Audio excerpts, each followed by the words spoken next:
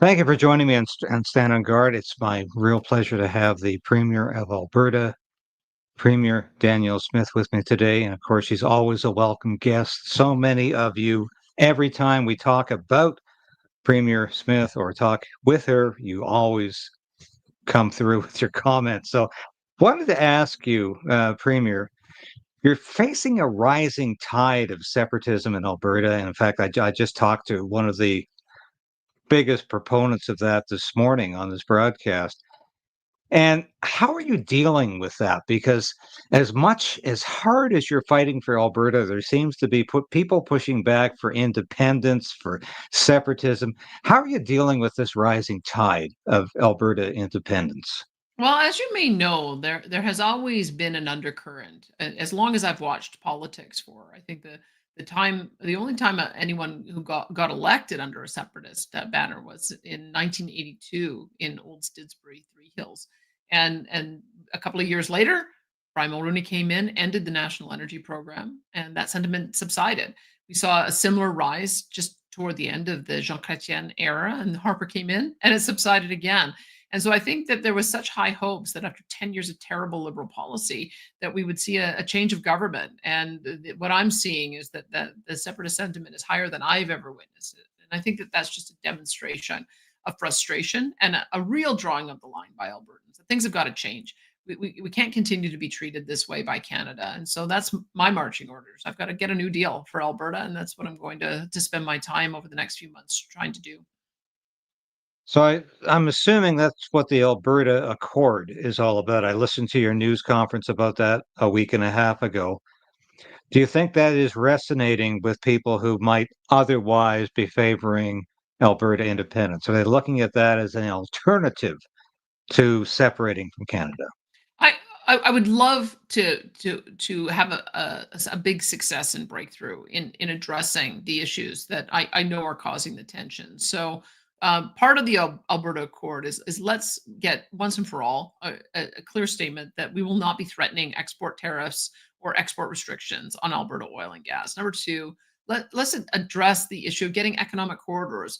There's a lot that gets solved when people have good paying jobs and are able to take care of themselves, their families, and their communities. It's the loss of about $500 billion worth of investment that has people so upset. So let's get economic corridors, north, south, east, and west, so that we're able to build our pipelines so that we can get all of our products to market. Third area is, I call it the nine bad laws. There are nine policies from the no more pipelines built to the tanker ban to net zero power grids to net zero cars and on that have created a chill in the investment in oil and gas at a time when the world needs more energy security. So all of those need to either be repealed or substantially revised. And then finally, I think Albertans have had enough with seeing small provinces contribute to the to Ottawa so that their money can be spent in larger more powerful provinces like Quebec or Ontario. That's got to end. The four big provinces of BC, Alberta, Ontario, and Quebec should be able to stand on their own 2 feet. They should get the same amount of equal per capita transfers, and we should stop having small provinces subsidize the large ones. So those are the things that we're working towards, and I think if we can address some of those, then we'll end up being able to move forward with a true Team Canada approach, one where Team Alberta feels a part of it. Sure. What are your initial impressions about Prime Minister Mark Carney? I was highly critical, and I am highly critical of Mark Carney as a globalist, as somebody who has read Karl Marx and Vladimir Lenin and calls them his political heroes in his most recent book.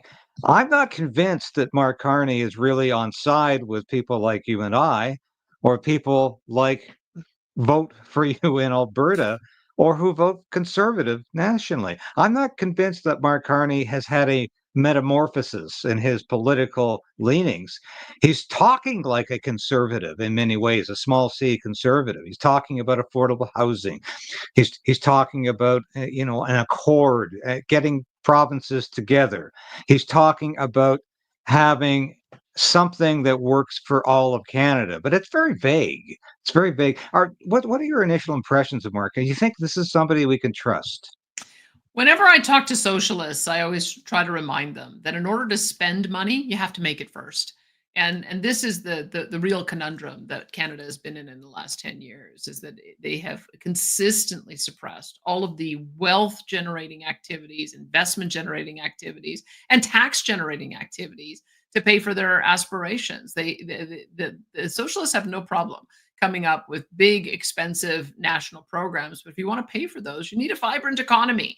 This was something that the Labour government in New Zealand understood, is that you have to have a red tape free environment in order to foster business investment and growth, in order to generate the revenues to pay for the services. And I hope that that's where we'll end up, because Alberta is masterful at being able to create wealth and create jobs. We've created in some quarters 90% of all the private sector jobs in the country. So we have a bit of a different culture and approach here. We don't look at government as a first resort.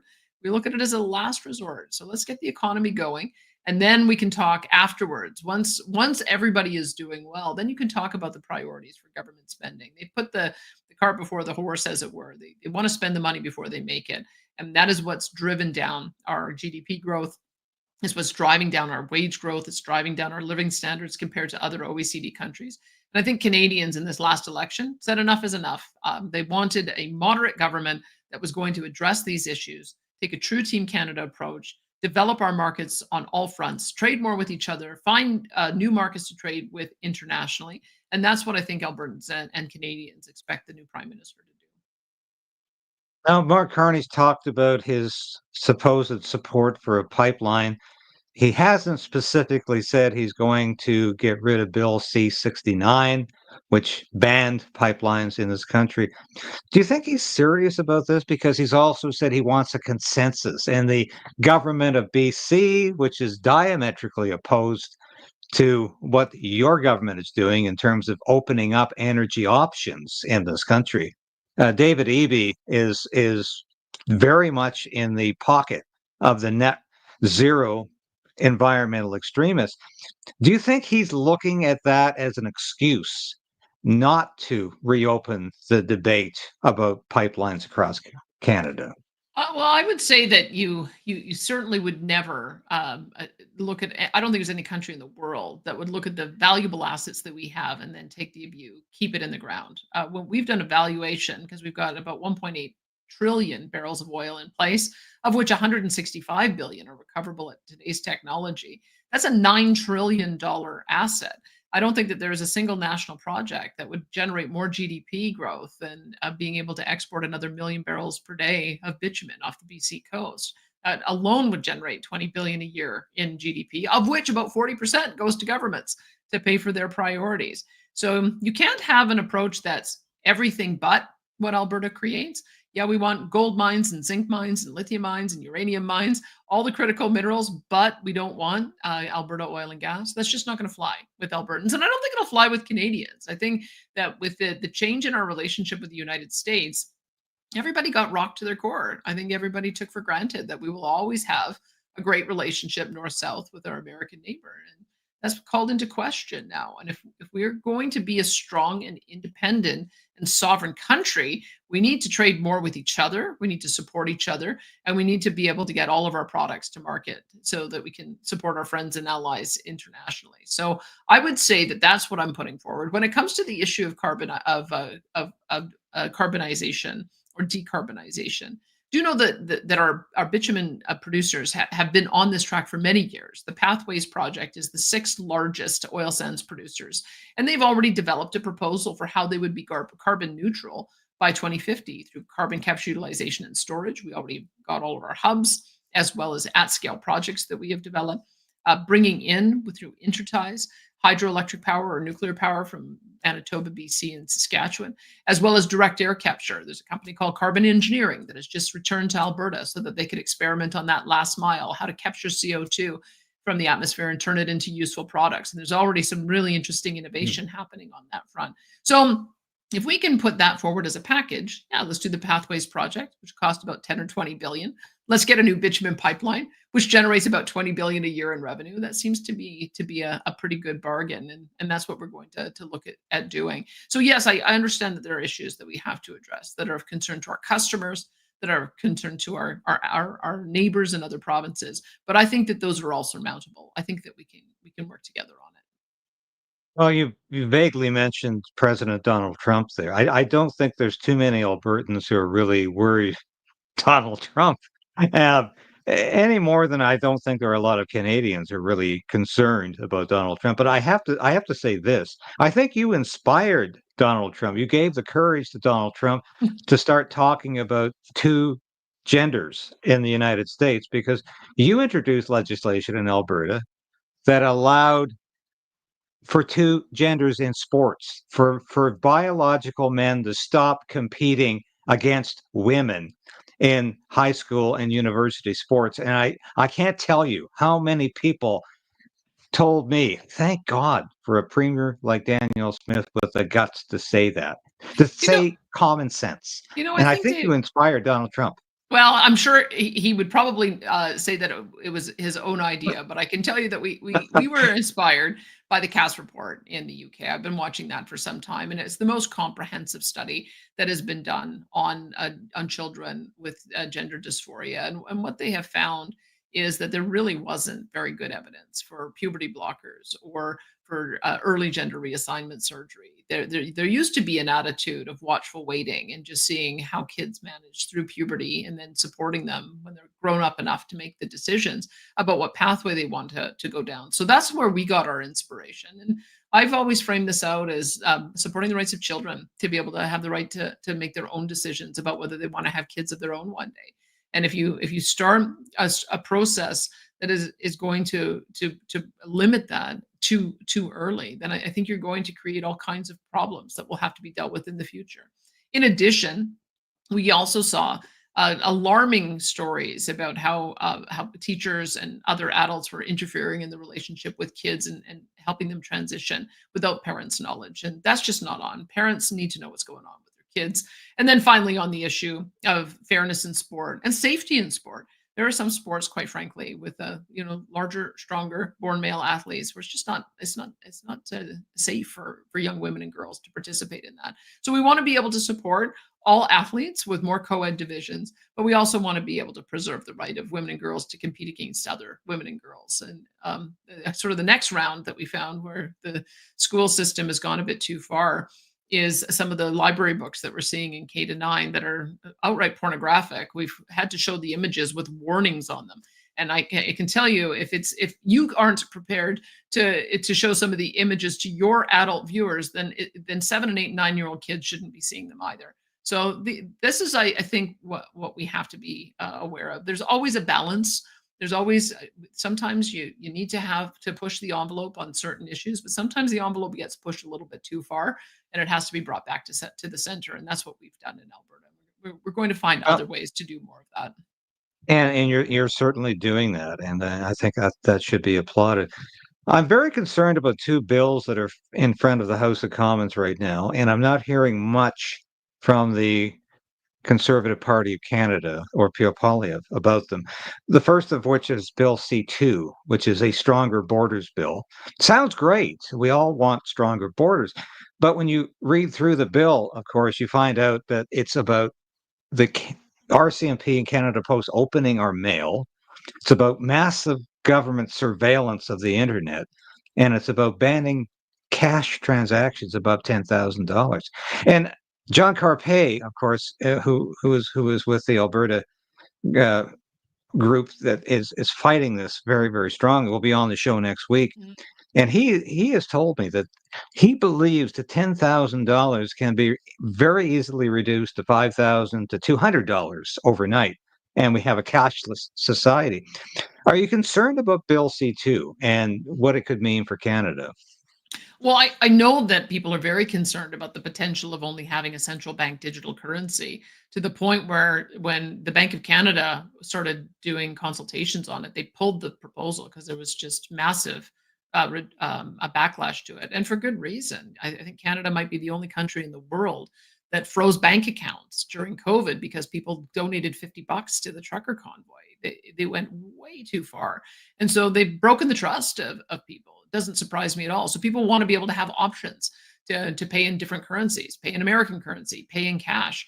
And so I'll watch and see what it is that they end up doing. That being said, we do have a serious problem in Canada that the Americans have been pressing us on, and that is dealing with the very serious problem of fentanyl dealers.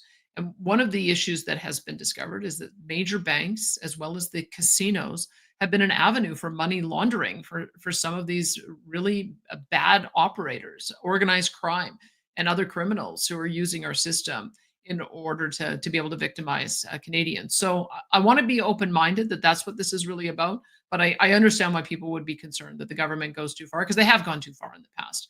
And I'll have to wait and see how it's implemented. But I can assure you there's voices like yours and others that if they do end up going too far, I have no doubt that you'll be making sure that those stories get told. I certainly hope so because we haven't seen too much opposition from the official opposition on this. But final question to you, Premier. Are you concerned about Bill C-5, which, of course, is Mark Carney's trademark legislation about eliminating the provincial trade barriers? However, there's a poison pill in this bill, like there is in everything Mark Carney introduces. And there was a recent article up that was taken down from The Economist a couple of days afterwards because it actually analyzed that poison pill, which could be potentially taking away provincial rights over natural resources. And every time I hear Mark Carney talk about one economy across the country, I'm thinking, is he talking about usurping provincial rights over natural gas and oil? Is that what he's really after here? Because Pierre Trudeau tried that. That was a massive grab in the 1970s.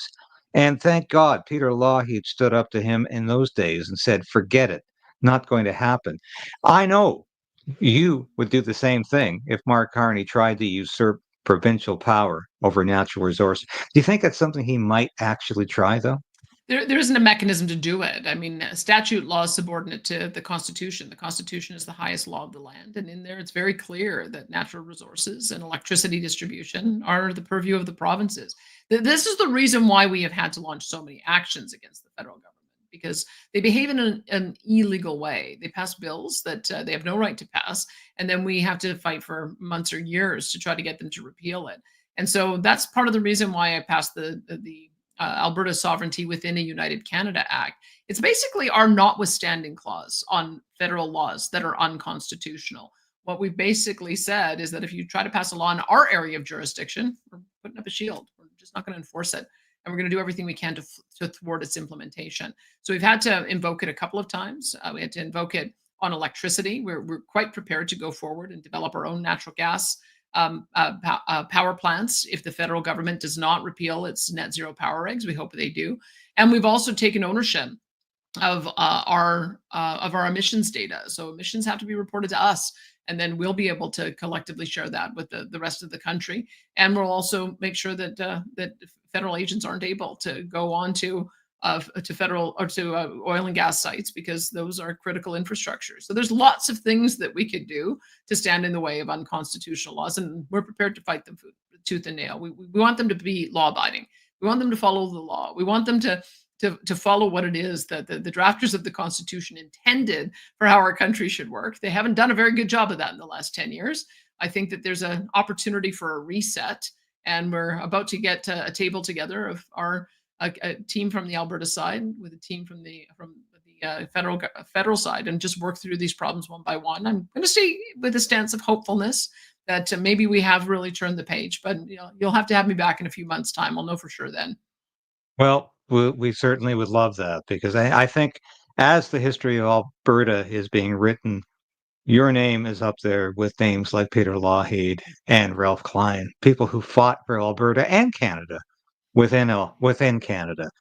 And there's so many viewers who just love to see you on this show. Thank you for joining me today because believe me, so many Canadians, not just Albertans, look to you as a leader who is leading the province, not following the prime minister. So thank you for the hard work you do. And we love you here at this station. Oh, well, thanks for that, David. I don't think anyone should be surprised. I said I was going to put Alberta first, and I intend to do that every single day. So I appreciate the feedback, and we'll talk to you again. Okay, thank you, Premier Alberta, Alberta Premier Danielle Smith. We love you here. We'll see you again soon. Thank you for Thanks, joining David. us today. That was Premier Danielle Smith. Always welcome in this show because she talks tough and she talks truth. Thank you for joining me today. We'll be back.